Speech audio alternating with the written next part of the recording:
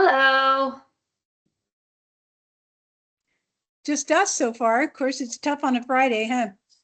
Yeah, although I also know that a lot of people typically are late.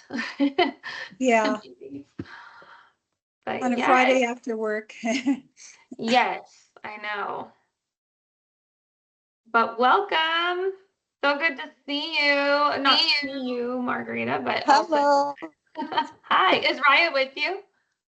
Yeah, she is. She just went to go grab something really quick. We were trying to log in. I was having trouble. Oh, But no problem. No problem. I know Teams is not my preferred way to do the meeting, but Katie ISD switched us to Teams, and I've had to get to know how to use it. It's been a little bit crazy. I only have it at work, but not here. So I Yeah, went ahead and just downloaded it to my phone and I'm like, okay, let's make it work. But yeah, yeah, I'm glad to be awesome, part of this call today. awesome. Okay, there's some people texting me about this. Hold on. Um, a lot of people have asked for the recording of this meeting because they're busy tonight. Um, okay. So we'll wait just a little bit, but hopefully you guys are doing well. And can you see, I forgot to ask, can you see my screen that says, let's go to Norway? Yeah. Yes, we see it. Yeah, okay, perfect. All right. Perry, how's life? Um, okay. Just It, got back from Panama oh my goodness. Wow, for for work stuff, right? Okay, stuff. nice. That's a country I have not been to. I want to go. I teach students about the Panama Canal, and I would love I to I go there. saw it from the plane, You did? Okay. and you can't miss it from the plane. And evidently, Smithsonian has maybe a protected island there, Oh, so that's that's something cool. that actually you could go see. That's cool. I know the engineering of it is what's so fascinating to me because I never knew that the canal, it's not just like a straight cut through the land. The elevation is different. So it's a series of like locks that Rocks, fill it yeah. with water and then they go over and then it drains. It's crazy. So someday. But yay. Okay. And I was telling, so you missed that we were talking about a lot of people on Friday night not able to come and are wanting the recording of this. And no worries, I just had a lot of people who were wanting the information sooner rather than later. So I wanted to at least get the meeting, get it recorded, and then those who want stuff further down the road, I can just send it to them. So the recording will be very useful. All right, so I'm gonna get started. This trip to Norway, it was honestly my favorite trip that I've done, and that's hard to say because always people would ask me if what's your favorite trip that you've taken, and honestly, there are a lot of different answers I could say to that, but this I would say is probably the best one because it's the first time I've been on a tour and immediately wanted to plan it again, like right away. When's the soonest we can do this again? And that's never happened on another tour. So but what we're talking about is the itinerary, why I'm running it both years, what's the difference between the two, what's included, and then the price and how to book. Um, some of you are going to be in these photos, but why I travel. So it's just to see everything that's out there. Houston is flat and has other things to offer, but not so much in the nature scene. And I love seeing really cool parts of nature. And I also love going with the people to be with people as they see it too. I think that is really cool. And this is my favorite quote by St. Augustine: "The world is a book, and those who do not travel read only one page." So I'm a big reader, and I do think of it like that. I have wanderlust. I always want to know what else is out there. So I feel like if I'm not experiencing new places or going more in depth in places, then I'm missing part of the story. So in Rome, I'd been to Rome several times, and I thought I wasn't going to see a ton more about it when I went last March with adults. But I did so many new things that I had not done in Rome. So I hope that doing this Norway trip multiple times, even though it'll be new to the people who come with me, I will still be experiencing new things as I go. Um, so the majority of this trip is above the Arctic Circle. Norway is huge, and from top to bottom, it's bigger than Italy. It's we spend a little bit of time in Oslo, but then we will be up above the Arctic Circle. And then I put a thing in here. Every picture that you see on this slideshow, the pictures you just saw, I took on other tours, but every picture from here on out is from this tour that I just did a few weeks ago. Zero stock photos or AI images. So what you see is what you'll get on this trip. So the itinerary, the first 2 nights you spend in Oslo. So you tour with a local guide, you see the ski jump. There's this really cool sculpture park called, the guy's name was Vigeland, who designed it. And it's such an interesting park and, beautiful. I'm not a big art person, but even I could fully appreciate how cool these pieces were and the expressions on the faces and everything. And that top left picture, that's the opera house, and it's made to where you can walk on the rooftop. It's pretty cool. The top right is the Nobel Peace Prize Museum. Sorry, Nobel Peace Prize place. That's the center. That's where it is awarded. And we got to be in that room and tour that building. It's really cool. Um, I don't have, it's on a later picture, but the Fram Museum and the ship, it's a ship that was made to be frozen in a polar ice cap. The people who made it, this was a long time ago, they wanted to prove that the polar ice drifts. And in order to prove that, they made a ship that would be captured in the ice, and the men just camped on the ice that the ship was stuck in for months as it moved. It's crazy. So you get to go on the ship and everything. There's an optional snowshoeing excursion with a campfire. You whittle your own sticks to make your food, and there's this black currant juice that they make for you, and it's out in the forest. It's pretty cool. Then you will fly on an airplane after 2 nights in Oslo to a city called Narvik, and then you drive to Harstad. I believe it was about an hour drive. That night, there'll be just a self-guided light search because now when you're up in Harstad, you are above the Arctic Circle. So it's kind of like go time. You think, okay, these are where all the lights are.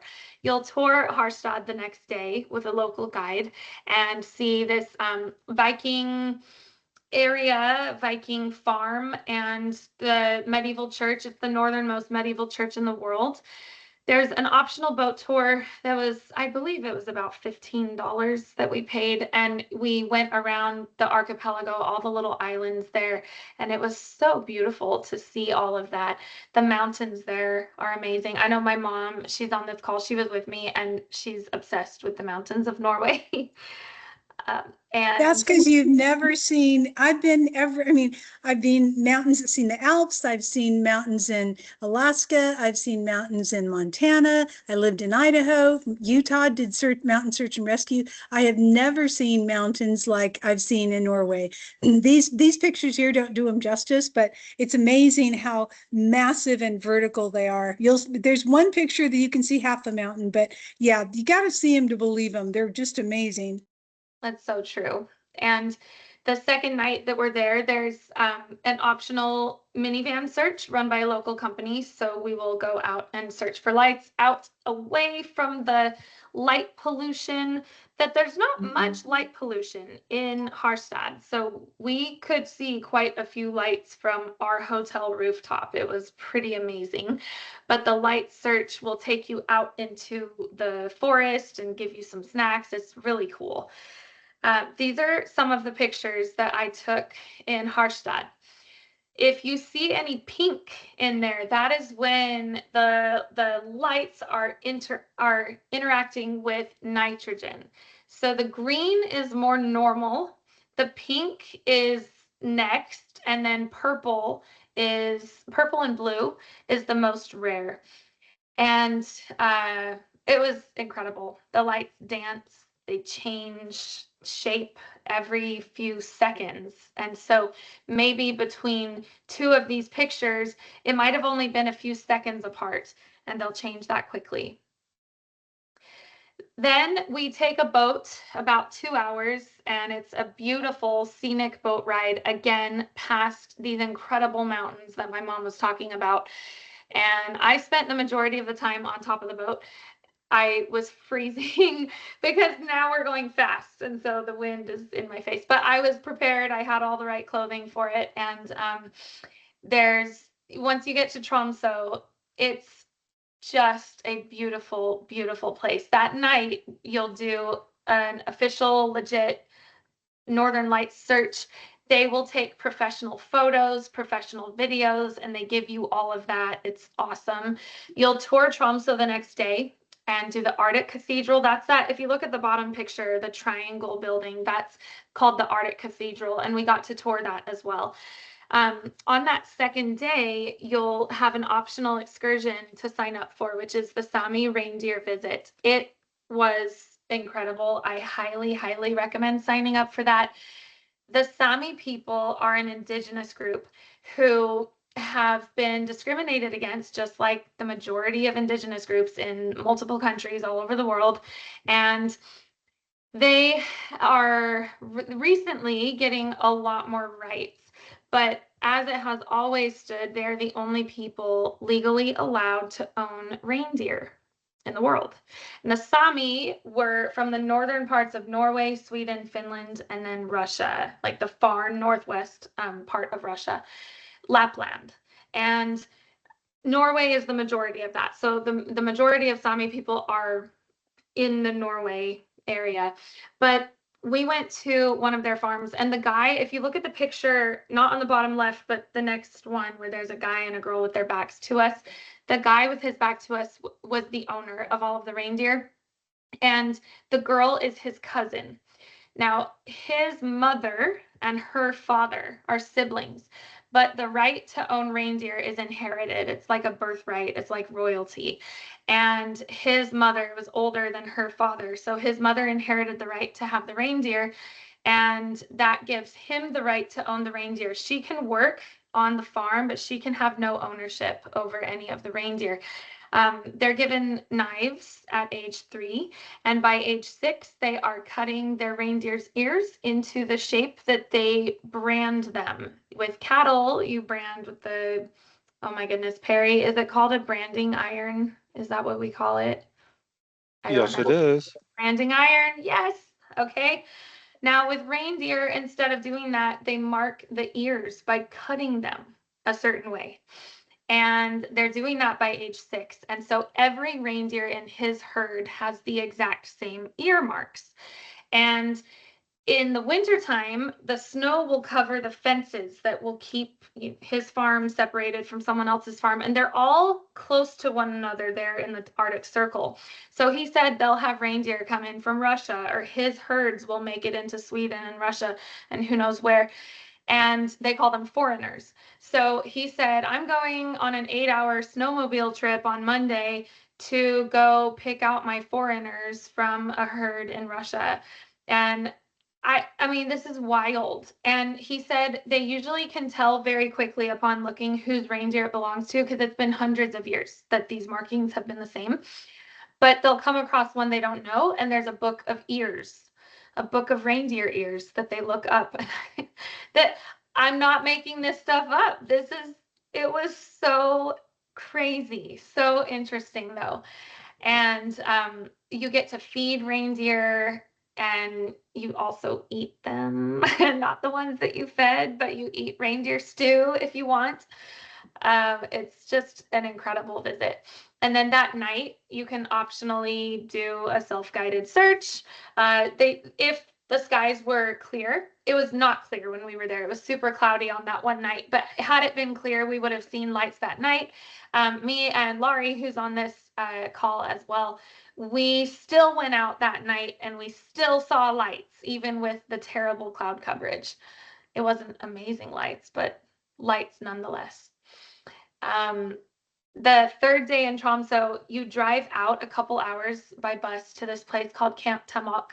There's like an ice hotel sort of thing, a bunch of different snow activities. You can visit the sled dogs, play with the sled dogs, go snowshoeing, and then some people didn't go snowmobiling. Most of our group did.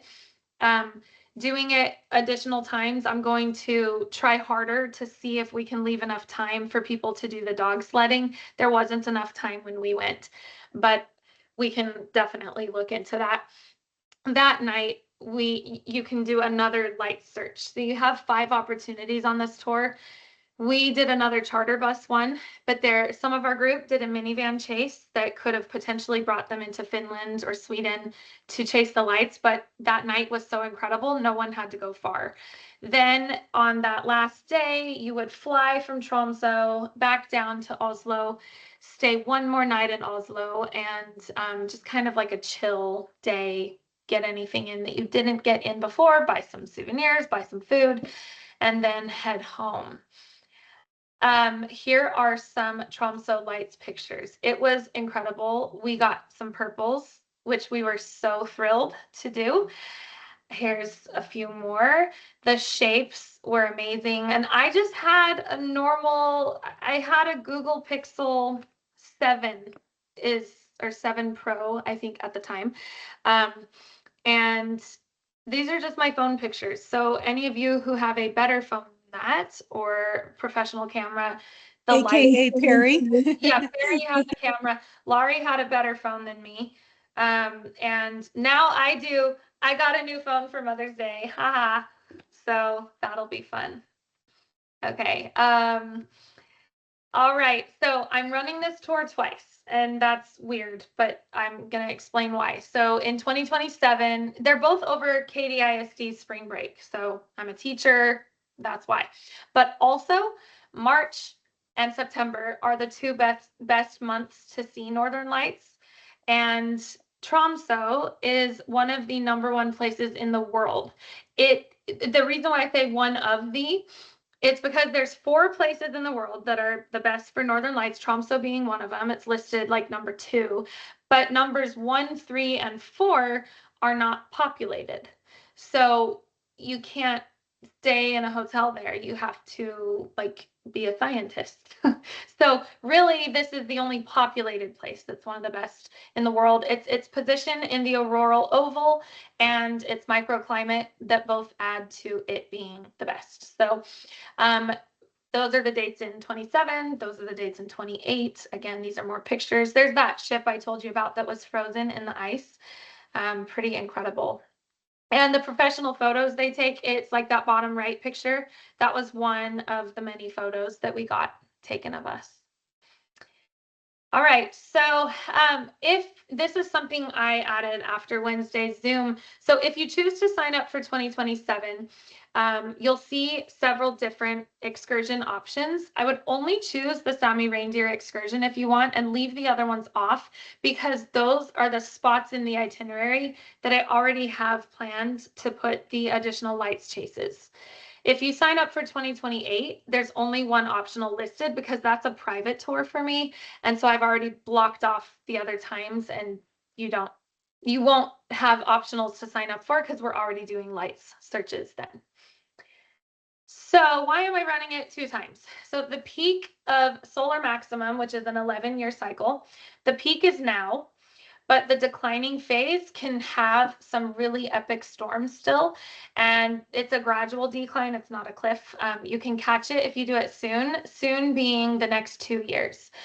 The odds go really high because of March, Tromsø, and 5 times of looking for lights. After 2028, it would be too risky to pay to go see the lights. So 2029 to 2034, I'm not going to run a Northern Lights trip, nor should you. You shouldn't do it yourself either. 2035 is when you would start it up again. So if you want to see them in the next decade, it needs to be 27 and 28, and that's it. And not even September of 28. They said like March of 28 would be good, and then 27. So the aurora depends on geomagnetic storms. So it's the sun releasing solar flares and CMEs, and those storms are frequent. The storms are what makes it so we can see them. During the decline phase, the storms happen less often. It's hit or miss, but they do say some of the biggest auroras happen after solar max, not at it. So at it was where we just were, that we were at it in March of 26. So 27 and 28 may be less consistent, but you'll still have awesome ones. And I put together, like I did a ton of research on this, you'll see. But 27, we've timed it during the strongest phase of the solar cycle. 5 nights maximizes your chances, and then it's some of the highest success rates anywhere in the world. 28 is timed because of the darkest skies there. It's the new moon. Again, it's like the ideal conditions for photographers would be 28 because it's anticipated to be better skies than 27. So then 5 nights above the Arctic Circle, again, solar activity should be about 1 to 3% lower in 28 than in 27, but it is scheduled for that sky darkness and overall experience. If you look at the risk factors, because I'm a huge data person, I did a lot of my own research on a lot of different websites. And then I also checked ChatGPT. So I was like, okay, I've done all this research, but let's also ask ChatGPT. So taking from all of that, these are the likelihoods of seeing any aurora in 27 versus 28. Really, these are super high odds. Having more than one good night, again, super high odds, multiple strong nights, and 0 good nights. There's not too much of a chance for that. Now, in the years that I would not be running tours, people who live there are still going to see lights. I'm not saying there won't be lights. I'm saying your odds go way down of seeing lights. And I don't want to take people on a 10-day trip with those odds. I could live there for several months or a whole year, and yes, we'll see lights, but I'm not going to do a trip. So then this shows like solar activity higher in 27, slightly lower in 28. The moon is good in 27, but excellent in 28, meaning no moon, like new moon. That's what we want for photos, for night photos. The odds best overall in 27, very close second in 28. And then photo quality will be excellent in 27 and peak possible, meaning like the maximum photo quality in 28. So the key takeaway is here, it pretty much cancels out what, like, I mean, it says, which leads to this surprising conclusion. Your 2028 trip could look just as good or better in photos, even though the solar activity is lower. So I was happy. I didn't want to offer this trip twice if I could not safely say that our odds are good. Okay. So this is breaking it down into the, I don't know, hashtag peak activity or hashtag ideal viewing conditions. One main benefit of 28 is the time you have in which to pay for the trip. So in 27, the final payment is due in like 9 or 10 months from now. 28, it's like 21 to 22 months from now. Go Ahead Tours, which is the facet, the adult side of the EF tours, adult family trips. They were not running a tour over KDISD spring break. I don't know why. So I had to request exclusive dates, which meant it raised the price by $220, which isn't terrible factored out over 21 months. But I had to we have to pay extra because we're booking an exclusive tour, but that meant that I can get my choice of tour director, who I already know who I would have. She's fantastic. There's more flexibility. It's a private group. We won't have people we don't know on it. Whereas the 27, it's going to be like I just did in 26, where we could have people on it that we don't know, but we made great friends with them, so it's not a terrible thing. It's fine. And then this is my disclaimer here. It's never guaranteed. Northern Lights are never guaranteed.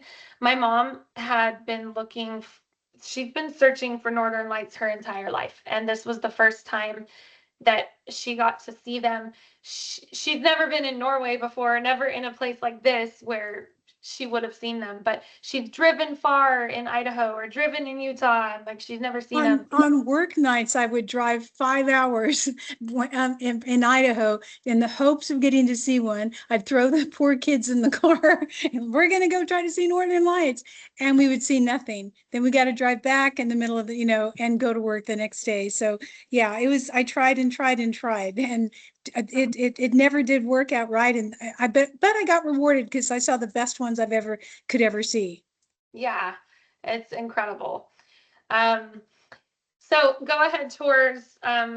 It's just like the student EF tours, which all of you have been on a student tour that are on this call, but a lot of people are requesting this that haven't been. So I'm going to explain some of that.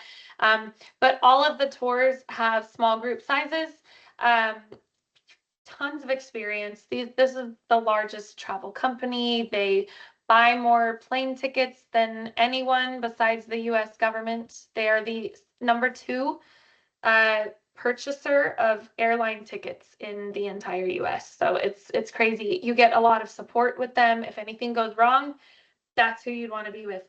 And I know this is one of the pictures that I love because that little boat in the background, this military boat, and the mountains. I'm not used to seeing mountains on an ocean. I just thought that was so wild because I've seen mountains in Idaho and Utah, but that's nowhere near the ocean.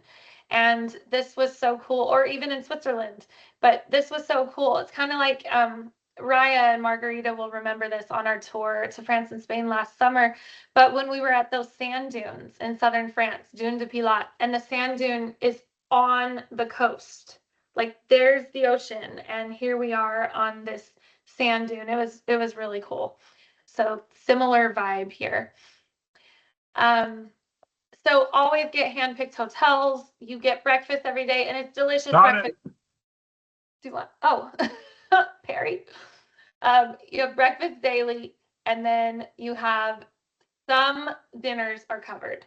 So on the student tours, all dinners are covered. This is different. So I think there's 3 dinners covered on these, and that's because you have more flexibility on the adult trips, but the breakfasts are so much better than on the student tours.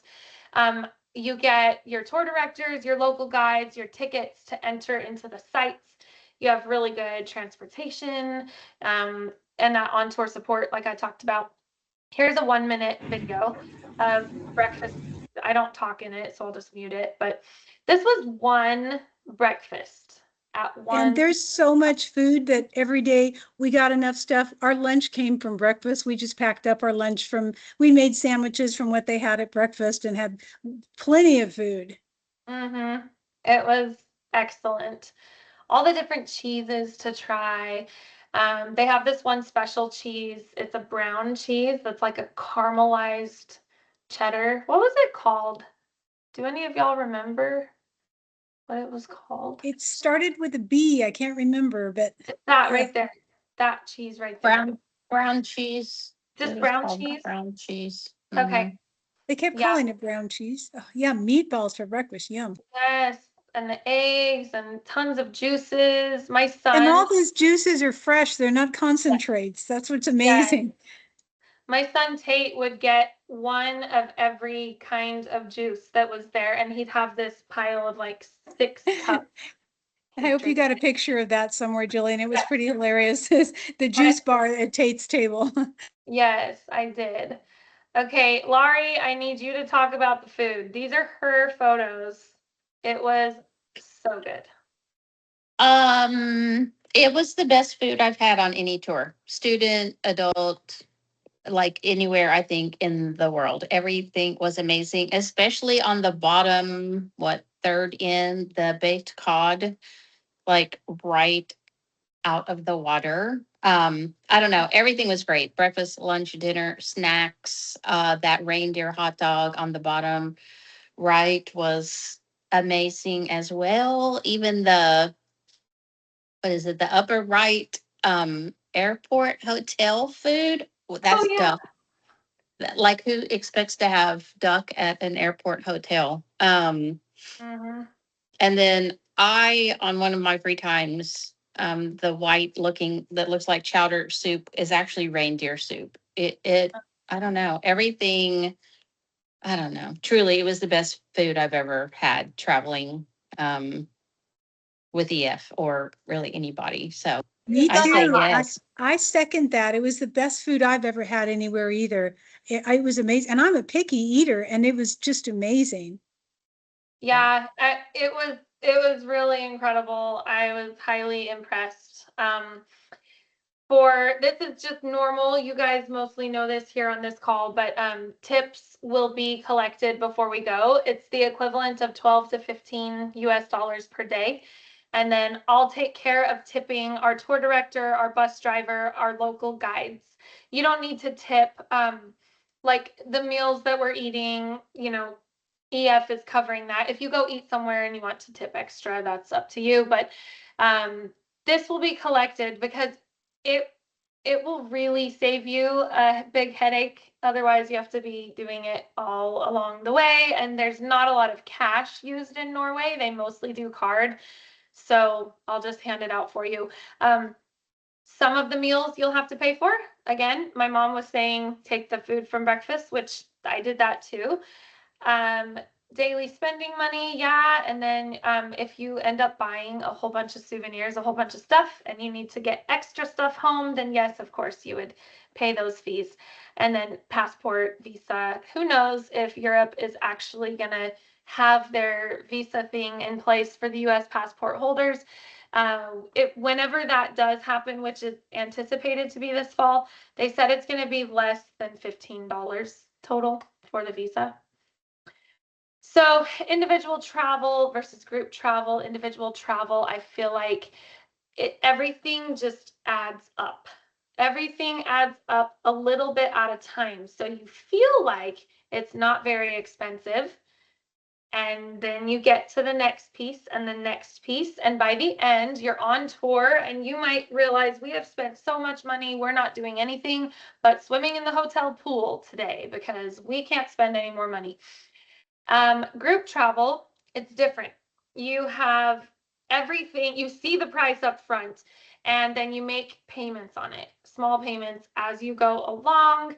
And then you get to go on the trip and enjoy and not worry about paying for an Uber, paying for a rental car, paying for my meals, paying for my hotel, paying for the extra museum we wanted to do. Like that stuff is mostly covered. So with individual travel, I feel like you have sticker shock at the end and group travel sticker shock at the beginning.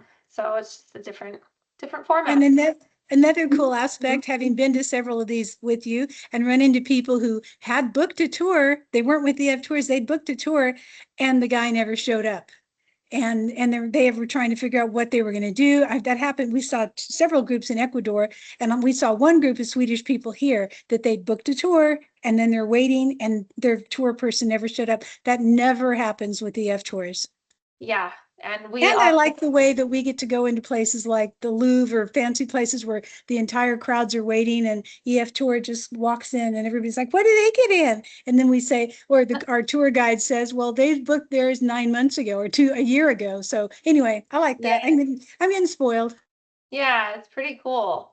I just, whenever I have the slides up, I can't see who's in the meeting. I just now see that Christy and David are here. Yay! They were also on my France and Spain trip this summer.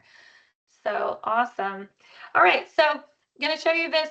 This puts it all together, the whole itinerary, and then I'm almost done with the meeting. Then I have the pricing and information at the end. So we'll watch this.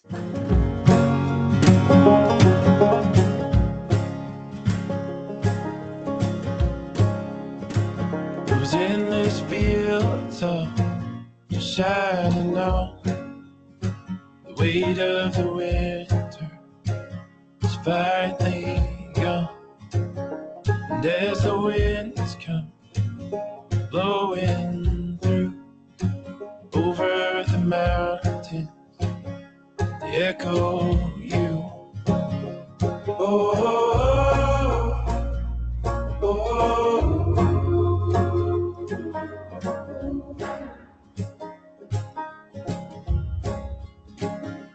oh,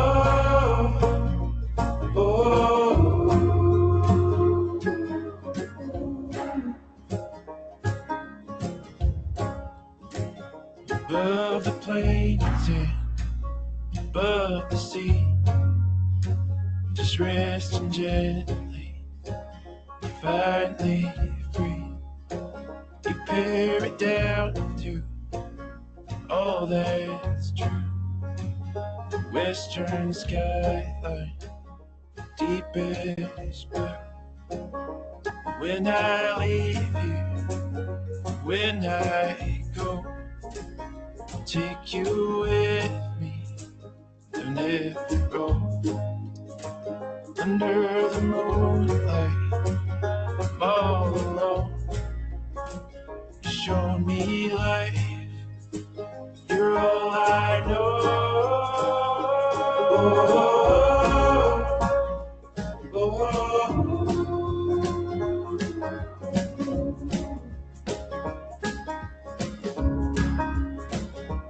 oh, oh, oh.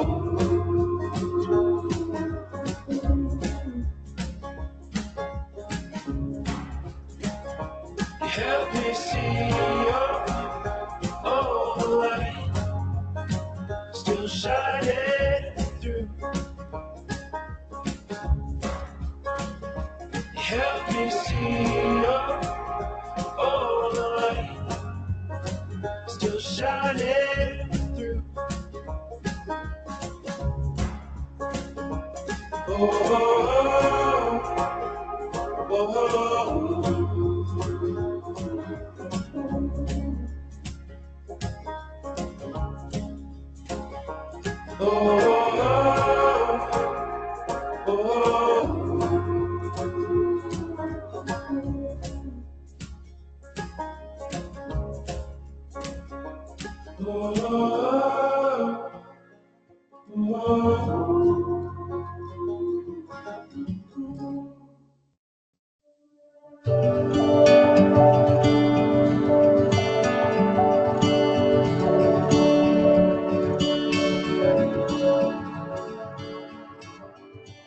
feel the open road. No better time than now to go. Following the stars and amber lights from lonely cars. Staring at the sky. Lock my heart inside the night. I see it from afar. Secrets hidden where you are. The trail that I walked so long,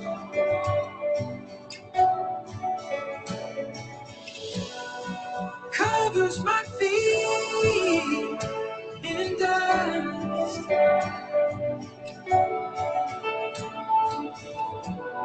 No part of my soul that it won't touch.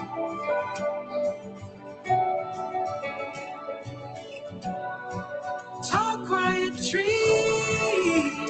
so lush, held in the mountain's arms. The forest sings to me,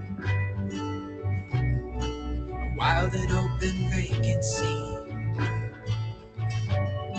A story we can read. The pages calling out to me.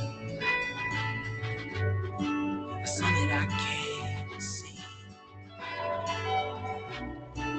Find it on the mountain peak. Trail that I walked so long,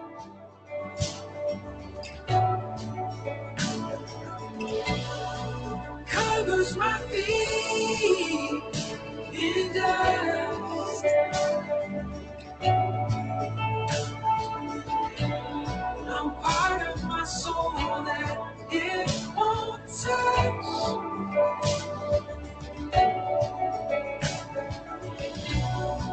So quiet dreams, so lush. Held in the mountains arms.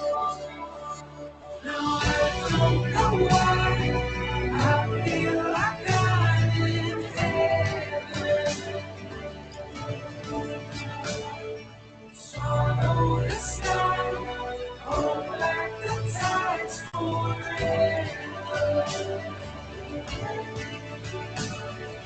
I don't know why I feel like I'm in heaven. Swallow the sky, hold back the tides forever. I don't know why I feel like I'm in heaven. Okay. So I love both of those quotes. And honestly, I was like, yeah, it's better to see something than hear about it from me 1,000 times because I'll keep talking about it. It's so cool. Um, it's incredible. So the pricing here, so the top is 27, the bottom is 28. So let me explain what's happening. So you get $100 off until May 1st. And if you've traveled with EF before, which all of you on this call have, but for the people who are watching the recording later, you wouldn't get the additional discount. But if you've traveled on a tour, you get another discount if there's like I think multiple family members there may be, but maybe that's just for the student tours. But definitely if you've traveled before, there's a discount. There's like a Yeah, I was noticing my two together is going to be 475 discount when I saw when I was I was really excited about that. Yeah, there's several different things they take off when you've traveled before. So 2027 is the public tour. That means other people can be on it that's not in our group.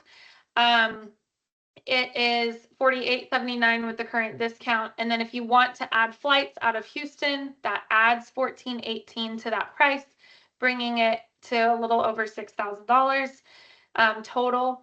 And then optional trip protection, that's just the question that you're asked about insurance. I did clarify this after Wednesday's meeting. So that's what the fine print is there.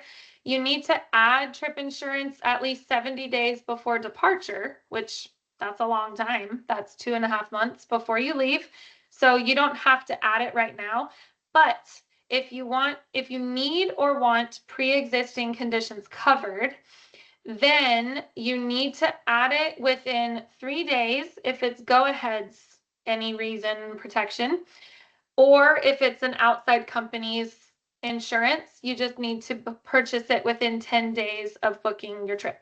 So I'm able to quote people on that. I don't sell insurance, but a colleague of mine does. And so I can pull quotes for people and then get that to you so you can compare insurances. So you have time. You can book the trip and wait to add the insurance for a long time unless you need pre-existing conditions covered. Then do it quickly within purchasing or at purchase time if you just want to do it with go ahead.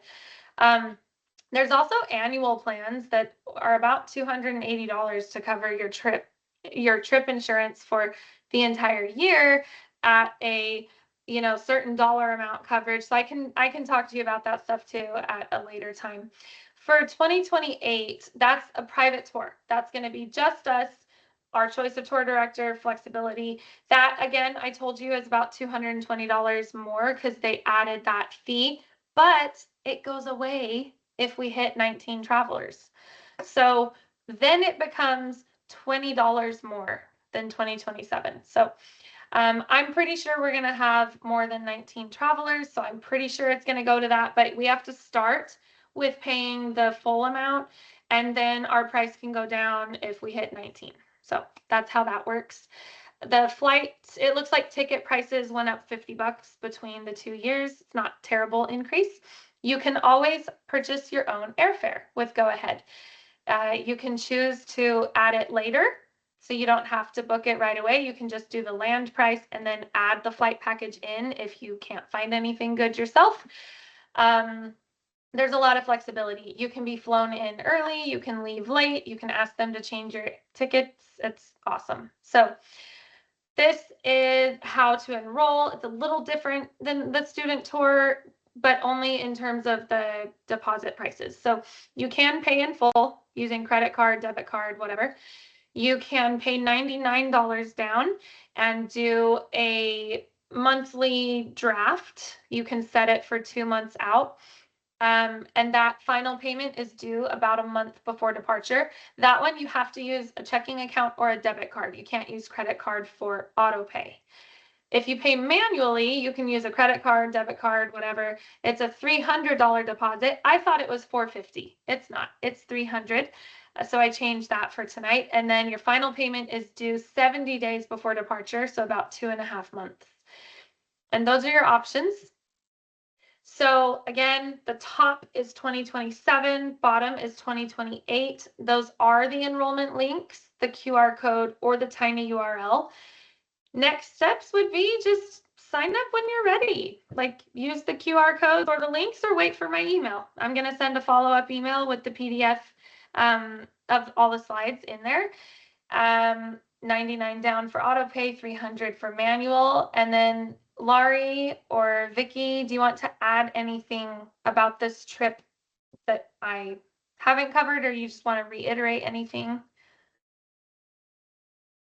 Just that none of the pictures do the mountains justice. You unfortunately don't have pictures of the majestic mountains that, I mean, because this is at sea level, You liked you this can, one.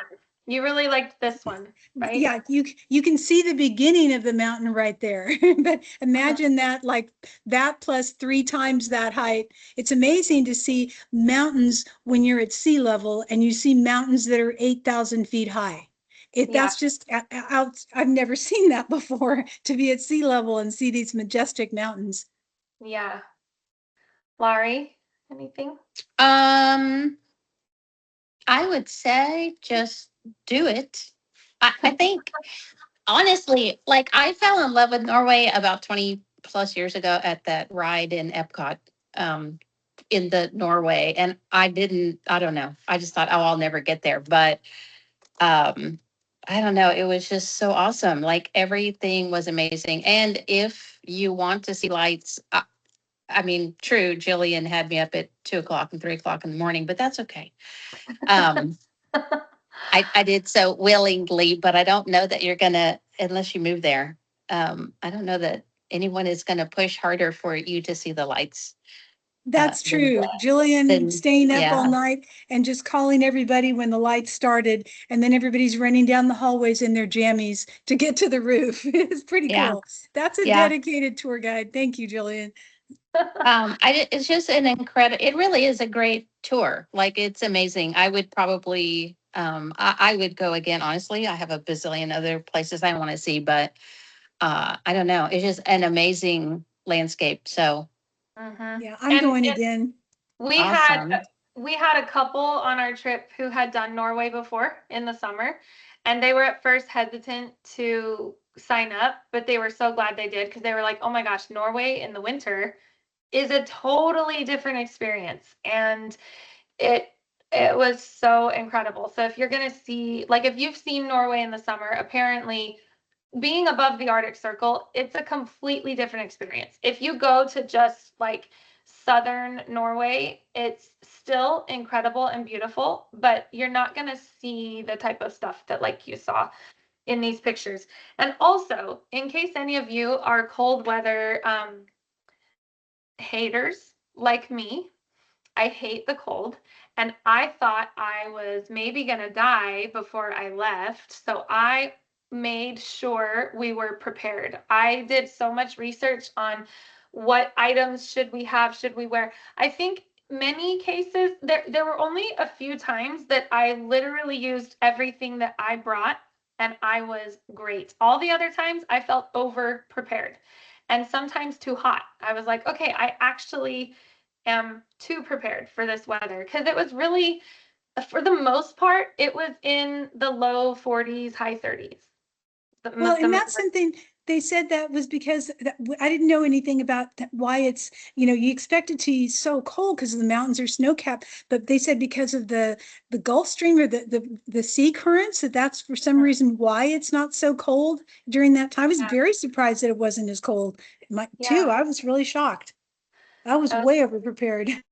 So, do y'all have any questions? I know there's like 3 of us on here that just did this trip, but that was by design, so we could get, the feedback. But Hey, Jillian, this is Margarita. I have a question. Uh-huh. First of all, thank you for doing this. This is something in my bucket list, and I think I shared that with you when we were together last year in Europe. But so this is just adults or kids can go too? Kids can go too. Like I brought Tate on this trip. I was gonna bring Seth, but Seth had to choose between my student tour this summer to Cambodia and Thailand or Norway. I didn't have enough points to put him on both. And so he chose Cambodia, Thailand. And of course, he sees our pictures of Norway and he was like, oh, I'm so mad I didn't go. But we just don't want little kids on this trip. And then we just don't want unaccompanied children on this trip. But you and Raya, totally fine. Yeah. And I have another question. Because Raya wants to take her best friend and her mom.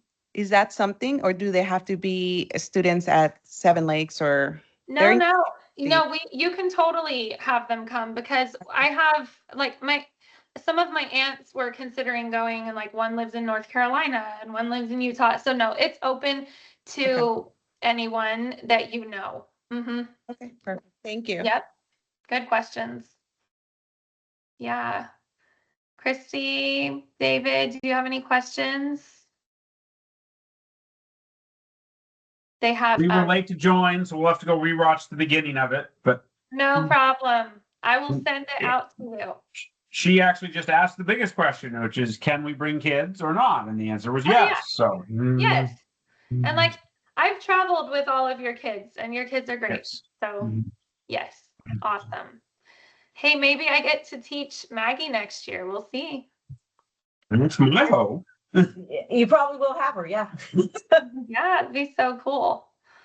I got Bridget. I love when I get to teach siblings. I never got to teach Raya, sadly, but that's all right. She always says the same thing. She's like, I wish, because one of her friends, Myra, had you, and she's like, oh, she's so great. So yes, and maybe my son, he's in 3rd grade right now, but maybe in the future. That's right. Yeah, that'd be awesome. Sweet.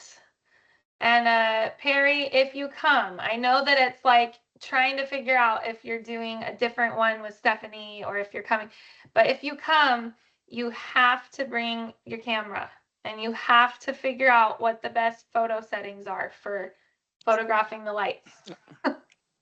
Okay, that sounds reasonable.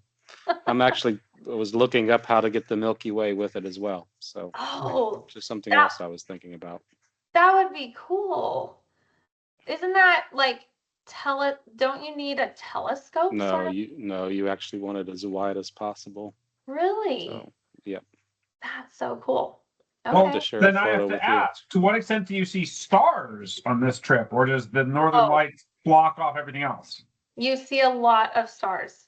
Actually, the stars is that's what our guides would look for. They'd be like, okay, now we're seeing all the stars. Here's the clear skies. And they were like, there we go. So let me go back to, I want to show you a photo that shows it pretty well. Let's see. That's another cool thing about this tour. Stars. Oh, go ahead. Wow. Yeah. So you'll still see it. Some of the pictures, it'll block it, but all of these little white specks, those are stars. And that's another thing, that it was, a different set of stars than we see here. And it's because we live in this big city, and, I haven't been in a place that had such, where the towns are so small and the skies are so dark that you can see the stars that well. But like when we went snowshoeing that evening, the stars were amazing that night. Right. It was beautiful. Yeah, so yes, you will definitely see stars. It's Okay. quite incredible. Yeah. So yeah. Well, I appreciate you guys coming, and I have, people from Wednesday, they were waiting for me to send the stuff out from the meeting tonight. And then I have the recording. I'll send the recording. I'll send the PDF of the slides and the links. And if you have any questions, all of you guys have my email, and all of you have my cell phone as well. So you're welcome to text if you have questions. So Thank you. yeah, thank you so much. And I guess enjoy the rest. Thank you of very the much, day. Jillian. This was neat. Awesome. We'll look at it some more. Good to see y'all. Yeah, Bye-bye. thanks. Oh, and hi, Margarita. Yes, bye y'all.